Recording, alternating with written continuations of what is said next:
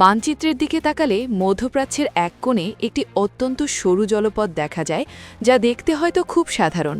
কিন্তু জানেন কি, এই ছোট্ট জলপথটি যদি মাত্র কয়েক ঘন্টার জন্য বন্ধ হয়ে যায়, তবে পুরো পৃথিবীর চাকা থমকে যেতে পারে। হ্যাঁ, আমি কথা বলছি স্ট্রেইট অফ হরমুজ বা হরমুজ প্রণালী নিয়ে, যা ওমান উপসাগর এবং পারস্য উপসাগরকে সংযুক্ত করেছে। এর একদিকে রয়েছে ইরান এবং অন্যদিকে ওমান ও সংযুক্ত আরব আমিরাত।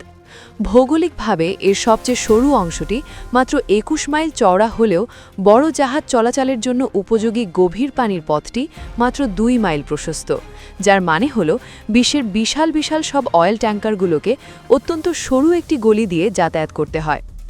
এই পথটিকে কেন বিশ্বের অর্থনীতির লাইফলাইন বলা হয়, তার প্রধান কারণ হল পরিসংখ্যান। প্রতিদিন এই প্রণালী দিয়ে প্রায় ২ কোটি ব্যারেল তেল পরিবাহিত হয়, অর্থাৎ সমুদ্রপথে সারা বিশ্বে যত তেল কেনাবেচা হয় তার প্রায় ১/৩ পার হয় এই পথ দিয়ে। সৌদি আরব, ইরাক, কুয়েত এবং সংযুক্ত আরব আমিরাতের মতো বড় তেল উৎপাদনকারী দেশগুলোর জন্য এটিই বিশ্ববাজারে পৌঁছানোর একমাত্র বের হওয়ার পথ। এবং শুধু তেল নয়, কাতার থেকে আসা তরল প্রাকৃতিক গ্যাস বা এলএনজির সিংহভাগই এই পথ দিয়ে এশিয়া এবং ইউরোপে যায়। এই প্রণালীর উত্তর দিকে শক্তিশালী অবস্থানে থাকা ইরান যখনই আন্তর্জাতিক চাপের মুখে পড়ে, তখনই তারা হুমকি দেয় যে এই পথটি তারা বন্ধ করে দেবে।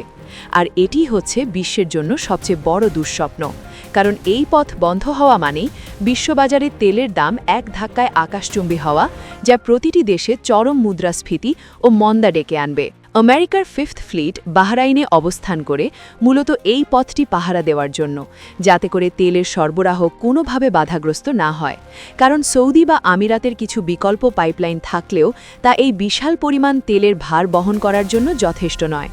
সহজ কথায়, এই অপ্রতিদ্বন্দ্বী গুরুত্বই হরমুজ প্রণালীকে বিশ্ব শক্তির দাবার বোর্ডে পরিণত করেছে, যেখানে ছোট্ট একটি সংঘর্ষের প্রভাব পড়ে আপনার পকেটের ওপর, তা আপনি পৃথিবীর যে প্রান্তেই থাকুন না কেন।